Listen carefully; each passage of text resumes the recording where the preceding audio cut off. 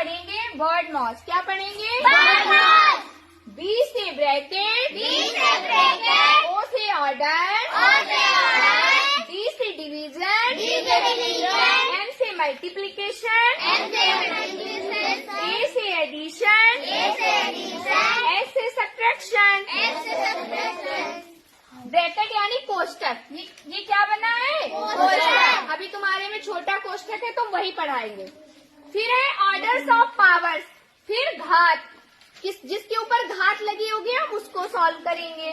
फिर हमारा क्या है? भाग। फिर हम किसको सॉल्व करेंगे? भाग को। फिर गुणा, फिर जोड़, फिर घटाने। अगर हम इस नियम से कोई भी सवाल करेंगे तो हमारा सवाल गलत नहीं होगा। अब हम इस नियम को इस सवाल में लगाते हैं, ठीक है?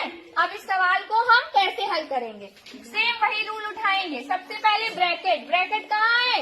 ये। तो हम पूरी लाइन वैसे लिख देंगे, ब्रैकेट को तोड़ देंगे। 36 भागित 6 गुणा 3 प्लस 2 की पावर 2 माइनस 5 3 8। हमने ब्रैकेट को तोड़ दिया। अब हम किसको तोड़ेंगे? घात को। किसको? घात को। अब हम घात, पूरा सवाल वैसे ही नोट करना, जहाँ घात हो वहाँ रुक जाएंगे।